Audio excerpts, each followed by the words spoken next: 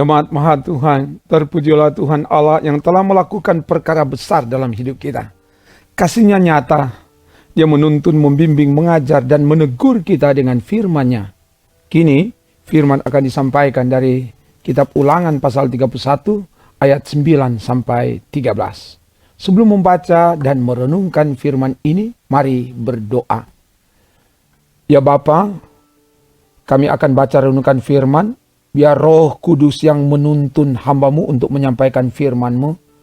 Dan semua yang mengikuti dimanapun berada, biar Engkau menjamah dengan kuasa. Supaya firman mengubahkan dan firman menguatkan, meneguhkan dan memberkati semua yang mengikuti pelayanan ini. Ke dalam kuasa-Mu hamba serahkan. Dalam nama Tuhan Yesus, firman yang menjadi daging. Haleluya. Amin. Firman Tuhan disampaikan dari kitab Ulangan pasal 31 ayat 9 sampai 13. Begini dikatakan, setelah hukum Taurat itu dituliskan Musa, maka diberikannya kepada imam-imam Bani Lewi yang mengangkut tabut perjanjian Tuhan dan kepada segala tua-tua Israel. Dan Musa memerintahkan kepada mereka demikian, pada akhir 7 tahun, pada waktu yang telah ditetapkan dalam tahun penghapusan hutang, yakni hari raya Pondok Daun, apabila seluruh orang Israel datang menghadap hadirat Tuhan Allah-Mu di tempat yang akan dipilihnya, maka haruslah engkau membacakan hukum Taurat ini di depan seluruh orang Israel. Seluruh bangsa itu berkumpul, laki-laki, perempuan, dan anak-anak, dan orang asing yang diam di dalam tempat-Mu, supaya mereka mendengarnya dan belajar takut akan Tuhan Allah-Mu, dan mereka melakukan dengan setia segala perkataan hukum Taurat ini, dan supaya anak-anak mereka yang tidak mengetahuinya dapat mendengarnya dan belajar takut akan Tuhan Allah-Mu selama kamu hidup di tanah kemana kamu pergi menyeberangi sungai Yordan untuk mendudukinya. Demikian firman Tuhan. Jemaat Maha Tuhan, Musa dipanggil dan dipakai oleh Tuhan Allah untuk memimpin, menuntun, dan mengajar umat Israel untuk tetap taat dan setia melakukan Taurat Tuhan, perintah Tuhan. Dan karena itu, supaya Taurat Tuhan tidak dilupakan, Taurat Tuhan itu ditulis. Dan setelah ditulis oleh Musa, diberikan kepada imam-imam Bani Lewi dan tua-tua Israel. Imam menunjuk pada pemimpin agama dan tua-tua menunjuk pada pemimpin masyarakat. Hukum Taurat menunjuk pada peraturan, ketetapan, dan pedoman hidup keagamaan, moral, dan sipil. Jadi, hukum Taurat ini pertama-tama harus dimiliki, dipegang, dan dihayati. Selanjutnya dilakukan oleh pemimpin, baik pemimpin agama maupun pemimpin masyarakat.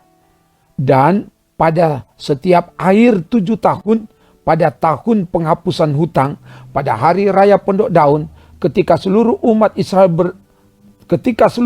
Israel bahkan orang asing yang tinggal bersama berkumpul menghadap hadirat Tuhan, maka hukum Taurat itu harus dibacakan supaya semua mendengar, mengetahui, dan belajar takut akan Allah, serta melakukan dengan setia segala perintah dan ketetapan Tuhan itu selama mereka hidup kemana mereka pergi untuk tinggal.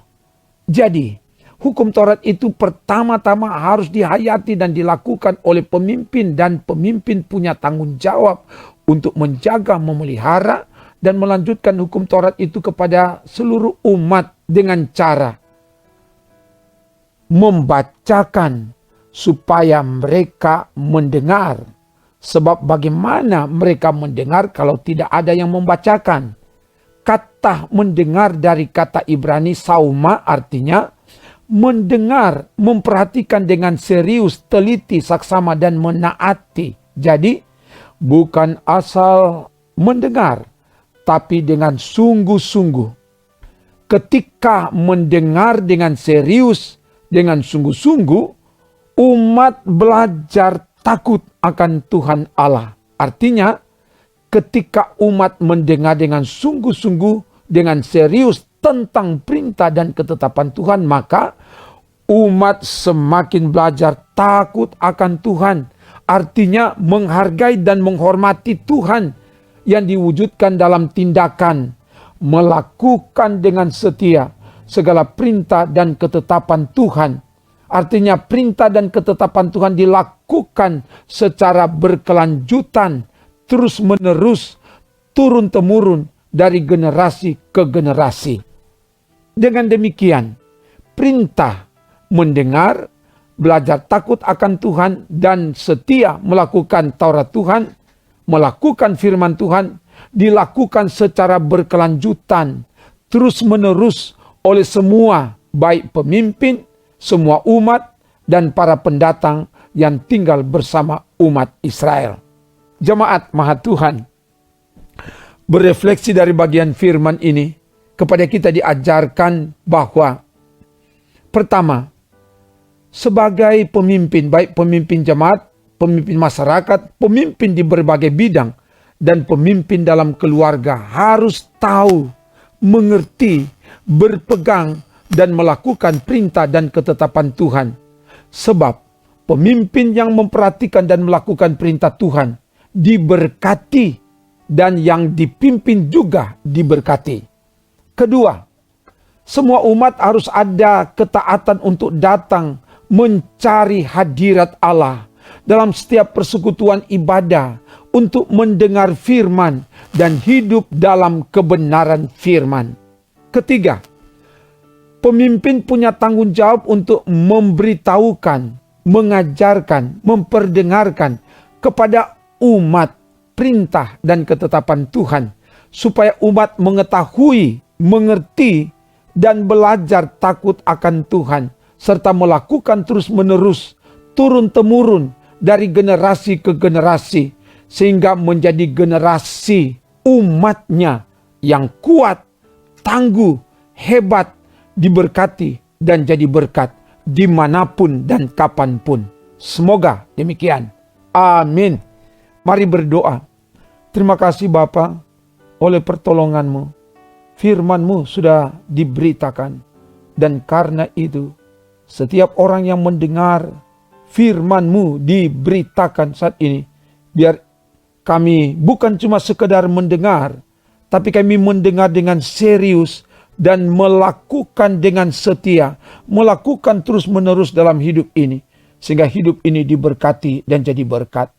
Dan semua yang mengikuti dimanapun berada, Tuhan tolong yang lemah dikuatkan, yang bimbang diteguhkan, yang sakit disembuhkan, yang berkekurangan dicukupi, yang berselisih didamaikan, dan yang berjuang diberi semangat dan diberi sukses. Terpuji nama-Mu Bapa, dalam nama Tuhan Yesus.